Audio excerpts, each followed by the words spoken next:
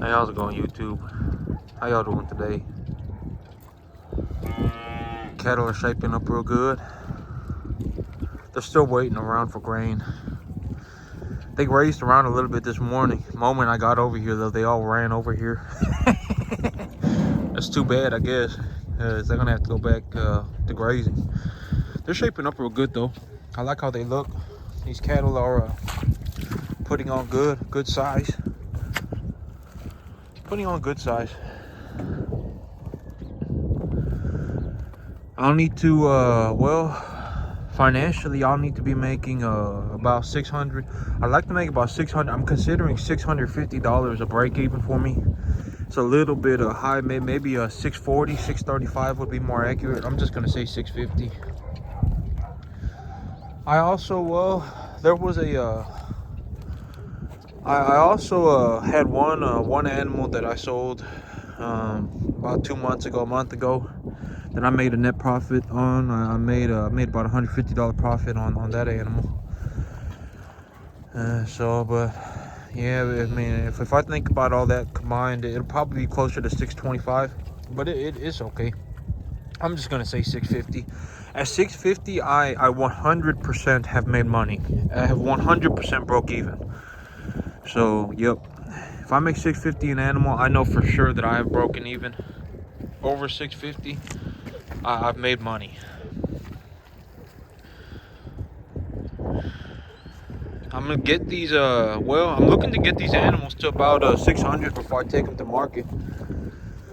Well, because if I get them to 600, before I take them to market, I need to make something like $1.05 at 600.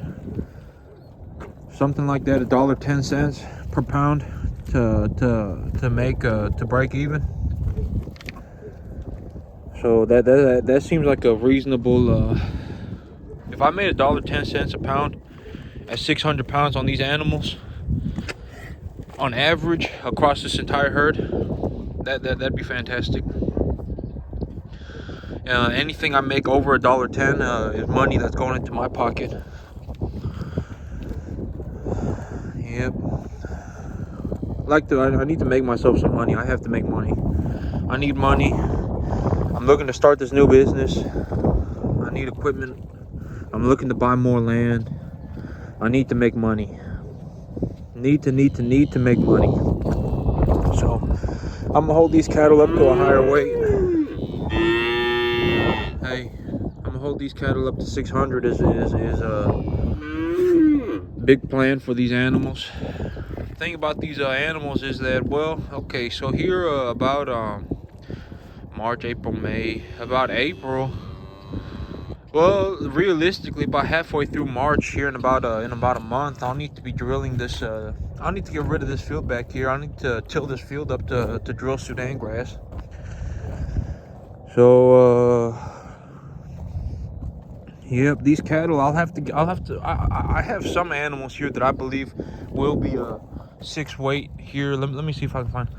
She's a bit of just a little bit of a smaller frame, but. Ooh, she's gonna be getting close, I think. And then I have I'll have to see, because so I would like to get these animals to a 6 weight. Thing is by middle of March, I'll need to be I'll need to get rid of this whole field back here to plant Sudan grass, to drill Sudan grass. When I drill that Sudan grass, I'm going to keep these cattle off of it, just because if they stomp around on Sudan grass, they're going to flatten the field. They're going to flatten the grass. Sudan grass, it grows like corn. They're going to flatten it.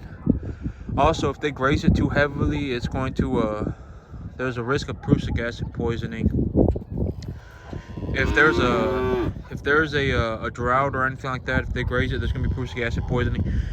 So yeah, I need to keep them off of it.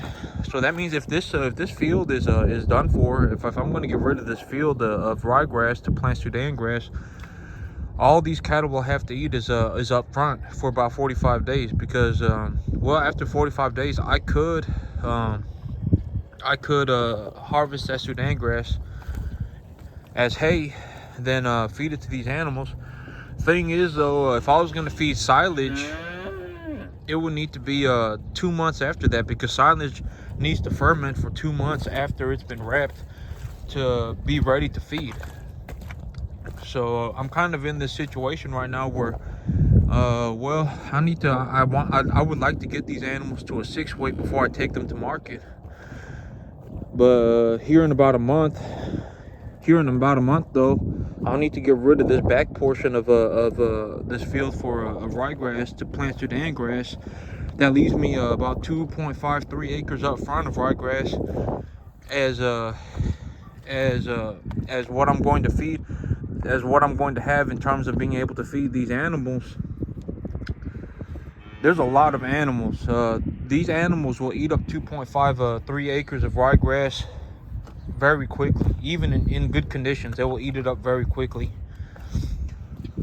So if I do that, then I'll have to bring in feed again to feed these animals. I'll have to bring in dry hay. I'll have to bring in grain to feed these animals again if I run out of grass up front. Looking to get these animals to a 6 weight, which will make my cost skyrocket. So would it even be worth it for me? Because let's say next month these animals get fat on this grass. These animals put on weight. Oh my gosh, I'm stuck. Okay. These animals put weight on this grass. Then these animals put weight on this grass. Let's say the average weight of my herd next month is 500. Then I'm looking to keep them for an extra month or two to push that up to 600. Then I have to feed 2.25% of 500. That's going to be a lot of feed. I'll need a lot of food to put in front of these animals to get them to keep them in good shape for market. So would it be worth it for me to keep them to 600? Would it be a good investment to keep them up to 600? I'll just have to see. Yep, I'd like to keep these animals to 600 though. If I can get them to 600, I just need to make $1.10 a pound to make a profit, to make a net profit. If I make to $1.10, a little bit less than $1.10 is what I would need to make a net profit at 600 pounds. So, yep, I'll have to see. I gotta make sure I make money though. That's the thing. So, got to do everything I can to make money.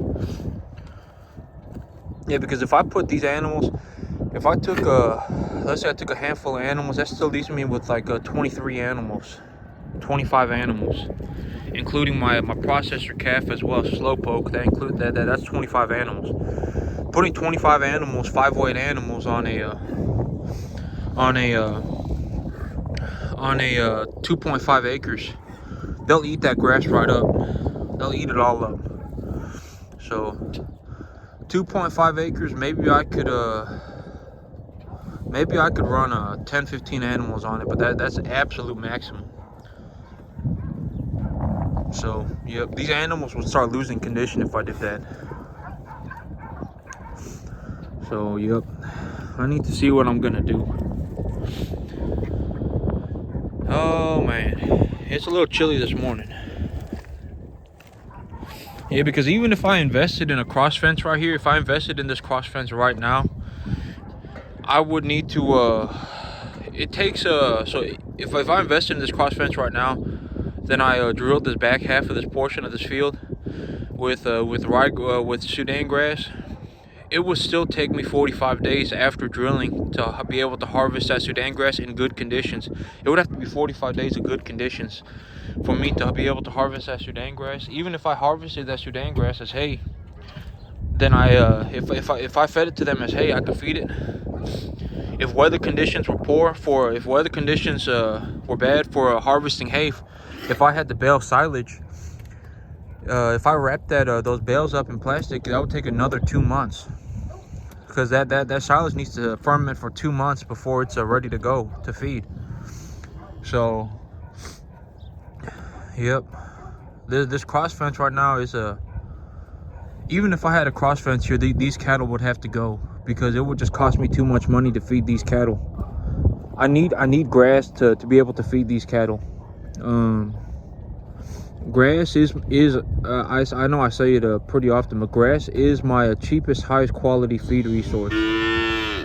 I need to be giving these cattle grass. I need to be feeding these cattle grass for me to make money. So, yep, I gotta, yep, that money that I was gonna put into, yep, any money that I make right now. Well, okay, so I was going over my financials this morning. A big idea for my financials right now is that my credit score is a little bit low. It's about 700 right now. Because I have so the 0% interest debt that I took to purchase these cattle on the 0% interest for 18 months, it was 0% interest credit cards that I took.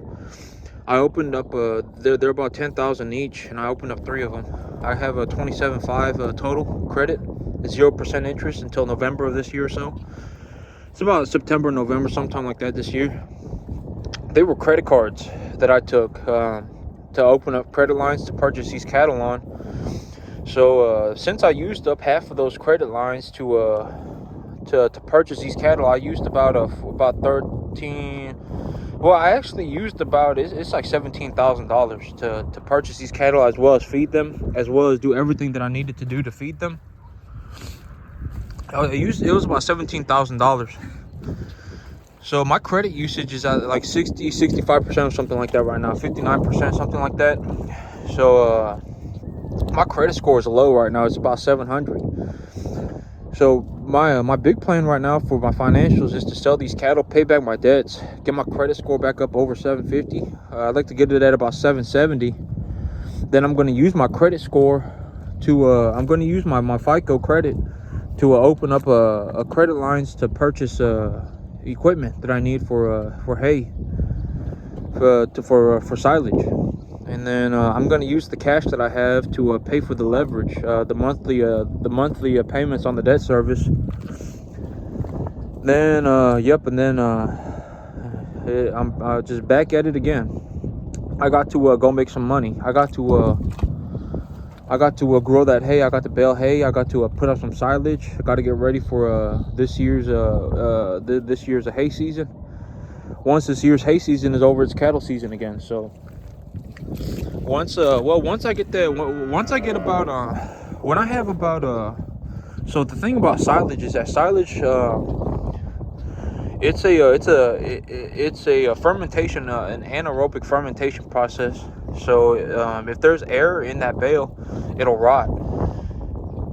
So if I open up a bale of silage to feed these animals, to feed cattle, I need to make sure that I only put enough silage in front of them to last them for 2 days. Because if that silage bale is open, if I cut open a bale of silage, then it sits open like that for 3-4 days, it'll rot. If it rots, it could lead to real bad problems. I mean, these cattle could get like botulism. I'm pretty sure that they can get blackleg off of it. There's a lot of huge problems with the feeding rotting silage. So, yep, I need to make sure that I have enough cattle. Well, I need to get a bale estimate for my a weight estimate on the bales that I put up. Need to get a moisture content estimate for the bales that I put up for silage. I need to get the moisture content estimate. I can do that by using a microwave. I need to get the total weight, a rough estimate of the weight of the bale. Then I can see in terms of I'll have to see.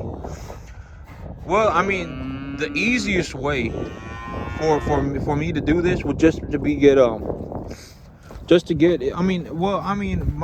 just from what I've seen, 45 cattle will eat one good solid 4x5 bale of hay. 45 of them will probably eat it one bale every 3 days. So I'd be cutting it close, maybe just under 3 days. So well, I just have to estimate that one bale will last me 2 days. So if I want to feed cattle for 90 days, I need to have at least 45 silage bales put up to be able to feed cattle for 45 days. So once I have the 45 bales put up of silage, I'll get the cross fence done then. Then I'll bring in cattle. Then yeah. So I need to get the silage belts put up first. Then I'll bring in cattle. Then I'll put up the cross fence. Then I'll bring in cattle. All right, that's it for me today, YouTube. Y'all have a good one.